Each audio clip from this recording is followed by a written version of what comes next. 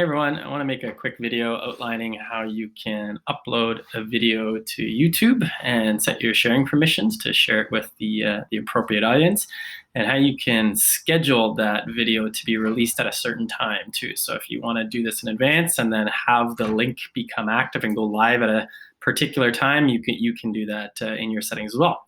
So we're going to start at youtube.com. And you do need to have an account in order to do this, where you upload a video and add this content. So I'm signed in here with my WQSB account. Again, our WQSB accounts will allow you to access all of G Suite tools, including YouTube. And so once you're signed in, you can, on the YouTube panel, just click on the video camera icon in the top right corner. And you see there's a little plus button. It says create when you hover over it. And if you click on that, you've got two options here to go live, which we're not going to do in this video. We're not going to do a live stream, but we're going to instead upload a pre-created video. So I'm going to click on upload video, and it will bring us to the YouTube video upload page. And it's a pretty simple interface here. You can drag and drop the files directly in, or you can select them and find where they are in your desktop and then add that file. So I'm going to go click select files, and I've got a video here that was created as a little congratulations message for some of our graduates across the school board from a number of administrators and directors on the board. And so we're going to upload that video to YouTube and set our permissions to share this and make this go live. So it's very quick. You can see the process to actually get started into editing the details of the video. Now, this doesn't mean that the upload's done yet. This is a 1 gigabyte video, which is, a substantial size. And so it's going to take a bit of time here depending on your connection. But you can see the progress bar at the bottom and how long approximately that'll take. Now, the nice thing is, while that's happening, you can start to edit some of your details. So we can give it a title. In this case, I'm going to call it, the file name was WQSB Message for Grads 2020, and we'll leave it like that for now. In the description, now you can give a short descriptor as to what this video is all about. So I'm going to just say in the description, we're going to say congratulations to the graduates of the 2020 class from across Western Quebec.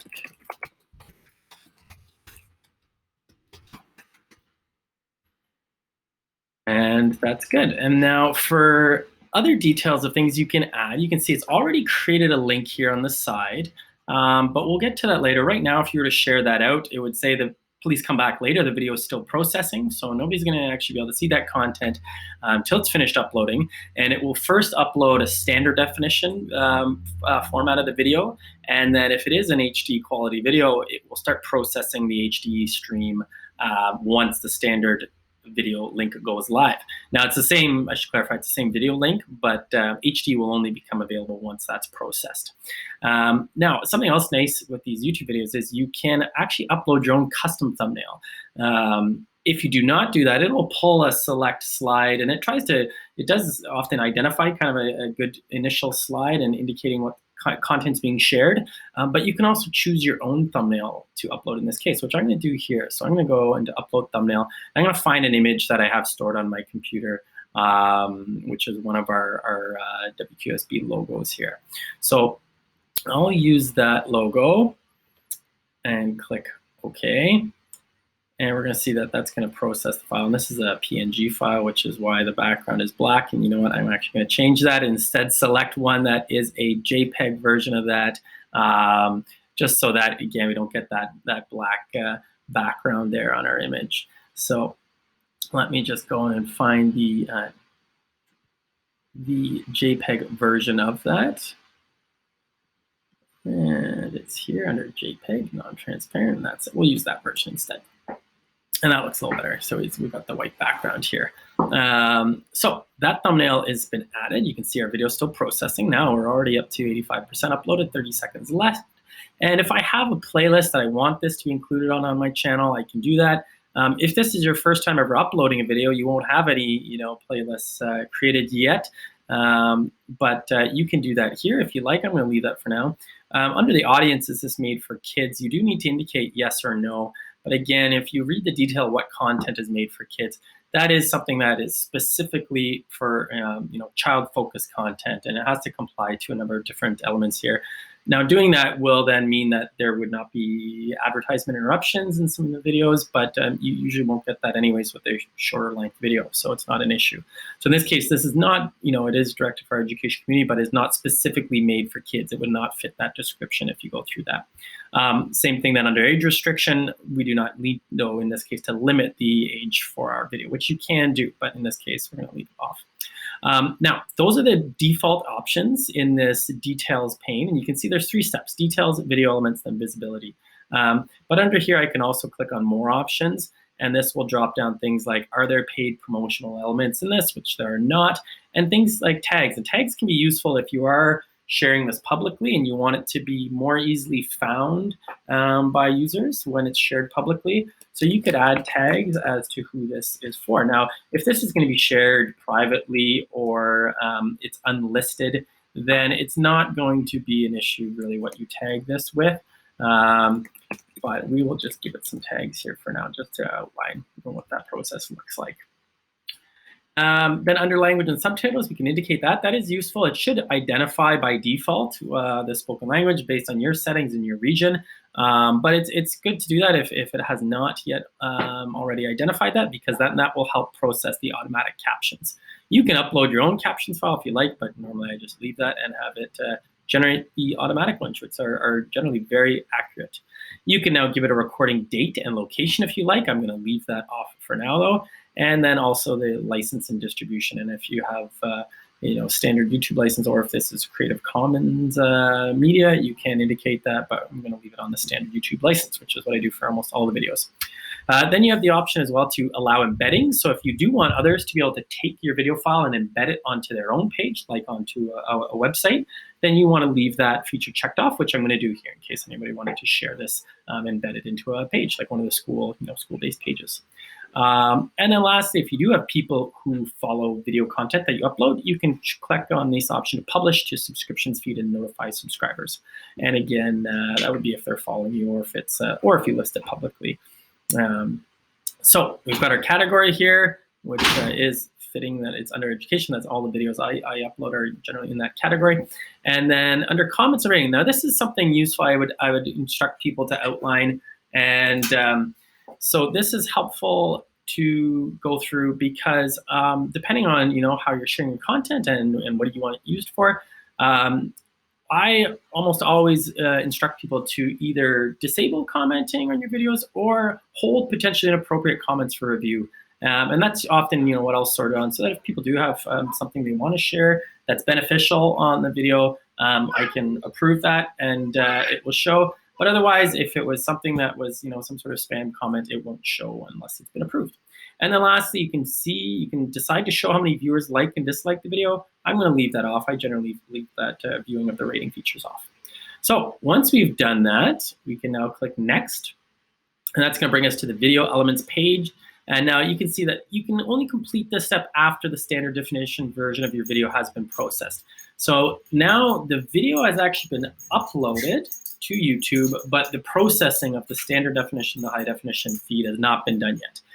So that is another process that will take a little bit of time here. And again, with a 1 GB file, it's going to take a bit of time to do that. Once you've done that, you can then add things like links on the ending screen. You can add cards, so overlays for survey responses during a video or links to other content. Depending on your YouTube profile, you can enable certain features, others require a paid subscription.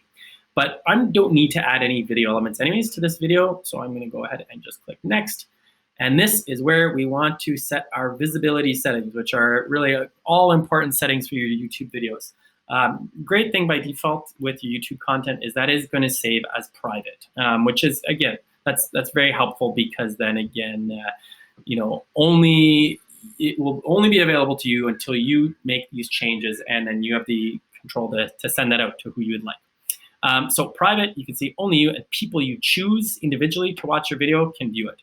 Unlisted is the next step down, I will say, in terms of privacy, or a step up in terms of accessibility and viewability. And this is often what I create a lot of the videos at, so they're unlisted so that people, when the link's been distributed to them, they can use that link, access the video, but they will not be able to search YouTube and find this video.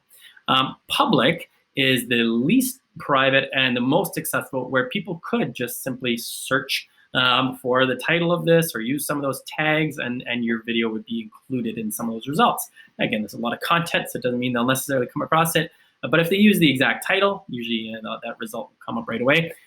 In this case, I'm going to set it as unlisted for this video.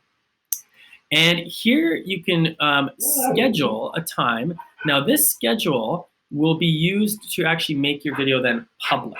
And this is used, you can see that video will be private before publishing. And so this can be helpful that you can create your video ahead of time. You can upload the video. And then I'm just going to pause here for a second to allow my dog outside so she's not groaning in the background of the video, and then I'll continue in just a moment. So back here, we can now, in that schedule setting, as we were indicating there before, we can keep our video private and then have it release at a certain time. So if we wanted, let's say, to do this as a message to our graduates, and we wanted to share the link out ahead of time, but then have them access it at a specific time where they all know that they can go on at that moment and use the link that's been distributed previously, but now it'll be active, it'll be live to view. We could set a time. So maybe we schedule next Monday at Monday, June 22nd, and we'll say we're going to make this active as of, let's say, 1 p.m., maybe when we'd host our actual ceremony. So we'll set that time. And the last option here is what is called set as premiere. And you can see the description there. It says when you set your video as a premiere, you and your viewers can watch it together at the same time. A public watch page gets created and shows a countdown to the start of your video. When your video starts, you can interact with viewers in live chat and comments. Now, if you open that up and you look at See More, it'll bring you to a description of the premiere page. And this is something that, again, depending on what your reasoning is or what your access you want for this video, you can decide whether you want to enable that or not. But again, that's going to give that, some of the nice functionalities, the countdown before it begins, and then also you can have that interactive chat once it's released. So that, in this case, we're not going to use. We're going to do this where it's published, but then again, we want to have we're not going to have video commenting enabled on our release. So we'll schedule our time though, and then this will become public for viewing. And again, if that is not what you are looking for, you can go under Save and Publish, and then you could set it as unlisted. And either way, whichever you choose, once it's done, you can see if we schedule it, our button down here says Schedule. If we save or publish it initially, if we are private, it's going to be saving, or if you're publishing it, whether it's unlisted or private, it'll say Save. If you switch to public, you'll see down at the bottom it says Publish. So I'll show you just, again, in this case, using an example of how to schedule. I'll use that example for this one for now, and then I'm going to later switch it to just unlisted. But you can click on Schedule. You can see the standard definition now is finished processing, and then eventually, shortly after, the HD version will finish processing as well. Click Schedule, and it's going to go through the confirmation screen. And here you go. It says your video will be set to public at this time, but you have the link ahead of time, which is really nice. So I can copy the video link, but I can outline here, if I was to open an incognito browser where I'm not signed in and go to that link, I'm going to paste that same link in. What you'll see is this is a private video. Sign in if you've been granted access to the video. But again, it will go public at the scheduled time. So it means that people can try and use that link ahead of time if you distribute it. This is the message they're going to receive. And you can really clearly state in your information that on that time, at that date, so we said, June 22nd at 1 p.m., it will be active. And at that point, they will be able to view it as normal. And there's no, you notice there's no countdown there. There's no, announcement that it is going to be a premiere event. That feature would be found if you schedule that premiere option, but we did not in this case. So that's it. That's all you need to do to upload your video and set a scheduled release time to make it public. I can close that, and it's going to add this content now to my list of other channel videos. And so I can go back at any point and I can manage this. I can see here my other videos I've created, their status, and I can see the visibility in this one here that it's scheduled. It shows me that it's kind of like saved as a draft and it'll be ready and released at that time. and I can change that at any point if I want to decide to make it unlisted, let's say. There is going to be, if you ever have, music background, in this case, we used a music video.